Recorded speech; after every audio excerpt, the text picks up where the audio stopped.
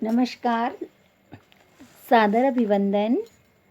आप सभी बच्चे घर पे रहिए, सेफ रहिए, सुरक्षित रहिए।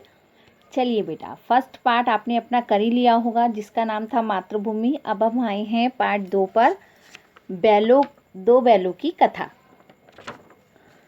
इसमें झुरी नाम का एक किसान होता है जिसके पास 2 बैल होते हैं। एक बैल का नाम हीरा और दूसरे का नाम मोती होता है। दोनों बैल आपस में एक दूसरे के साथ बहुत प्यार से रहते हैं। झुरी भी अपने बैलों का बहुत ध्यान रखता है, उन्हें अच्छे से खाना पीना, उनकी पूरी देखभाल बहुत अच्छे से करता है, क्योंकि पशु भी प्यार के भूखे होते हैं, इसलिए वो भी झुरी को बहुत प्यार करते थे। एक दिन झुरी की पत्नी का भाई गया प्रसाद, यानी झुरी का साला और उसकी पत्नी का भाई गया प्रसाद, एक बार हीरा और मोती को अपने गांव में ले गया। दोनों बैल उसके साथ जा रहे थे। वह रास्ते में पूरे रास्ते उनको मारता हुआ लेकर गया, परंतु बैल उससे बिल्कुल खुश नहीं थे, क्योंकि वह उन्हें मार रहा था। उनके सामने उसने, जब वो गांव पहुंच गया, उसने रूखा सूखा भूसा डाल दिया, तो भी बैलों ने उसको नहीं खाया। वे रात का इंतजार करने लगे। रात होते ही वे दोनों बैल वहां से भाग गए, वापस अपने गांव झुरी के पास आ गए। सुबह जब झुरी ने उन्हें देखा तो वह उन्हें बहुत खुश हुआ, लेकिन जब उसकी पत्नी ने उसे देखा तो वह बहुत गुस्से से जल भुन गई।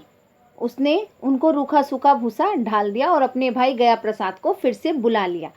गया प्रसाद वहां आता है। इस बार वो एक ट्रक लेकर आता है और दोनों बैलों को उसमें अपने गांव वापस ले जाता है। वह उनसे अपने खेतों में बहुत मेहनत कराता है, लेकिन गया प्रसाद उन्हें अच्छा ना खाना देता है ना पीना। इसी बीच गया प्रसाद की बेटी, जो कि उन दोनों बैलों को देखती थी और उनके साथ इस व्यवहार से बड़ी दुखी होती थी कि उनको उसके पिता रूखा सूखा भोजन देते थे। ऐसी दुर्दशा देखकर वह रोज रात को प्रतिदिन उन दोनों बैलों को रोटी देती थी। और जैसा मैंने कहा कि पशु प्यार के भूखे होते हैं, वो दोनों बैल भी उस लड़की से प्यार करने लगे। वो पूरे दिन गया प्रसाद की हरकतों को भूलकर उस लड़की के प्यार में आ जाते थे। एक दिन उस लड़की ने उन दोनों बैलों की रस्सी खोल दी। दोनों बैल वहां से भाग गए। रास्ते में उन्हें एक सांड मिला।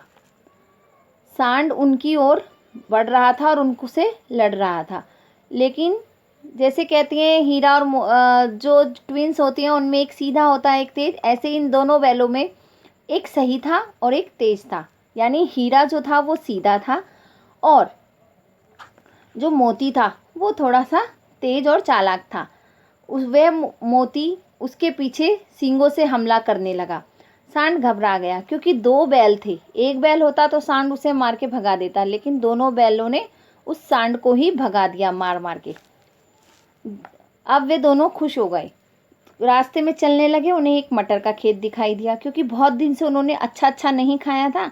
मटर के खेत में घुसकर उन्होंने अच्छे से मटर खाने लगे। अभी उनका पेट भरा भी नहीं था कि रखवालों ने देख लिया, जो मटर की देखभाल करते थे, और उन्हें काजी हाउस में बंद कर दिया। काजी हाउस में कई सारे जानवर थे, जिसमें भैंसे, घोड़े, घोड़ियाँ, बकरियाँ, गधे आदि सब बहुत कमज़ोर हो चुके थे। क्योंकि ना उन्हें अच्छे से खाना मिलता था ना पीना।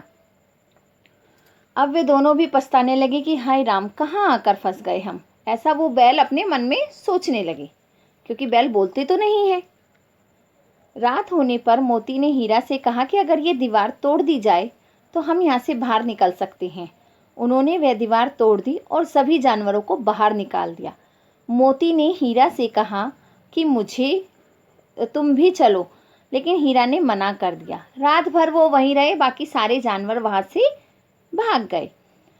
अब सुबह जब काजी हाउस वाले ने देखा कि सारे जानवर खाली हैं, कोई है ही नहीं, पूरी इमारत खाली पड़ी है, तो उसने हीरा और मोती को नीलाम कर दिया। किसको? एक व्यापारी को। वो व्यापारी उसी गांव का था जिस गांव में झुरी रहता था, मतलब जहां ये बैल सबसे पहले थे, जिसके पास। वह उन दोनों बैलों को मारते हुए ले जाने लगा। बैल भी बहुत कमज़ोर हो चुके थे, उनकी हड्डियां निकल गई थी, क्योंकि उन्हें अच्छे से खाने पीने को नहीं मिल रहा था। वे चुपचाप व्यापारी के साथ चलने लगे। व्यापारी पीछे रह गया, वो चलते गए क्योंकि वो उस रास्ते को वो जानते थे और सीधा अपने घर पहुंच गए। कौन से वाले? झुरी के पास। झुरी ने जब उन्हें देखा तो अपने गले लगा लिया। इतने में व्यापारी भी वहाँ पीछे पीछे आ गया। जब व्यापारी ने उन्हें देखा तो जो हीरा और मोती, जो मोती वाला बैल था, उसने आव देखा न था उस व्यापारी को झपटा मारा, लेकिन व्यापारी अपनी जान बचाकर वहाँ से भाग गया। इसी बीच झुरी की पत्नी आई और उसने दोनों बैलों को देखा।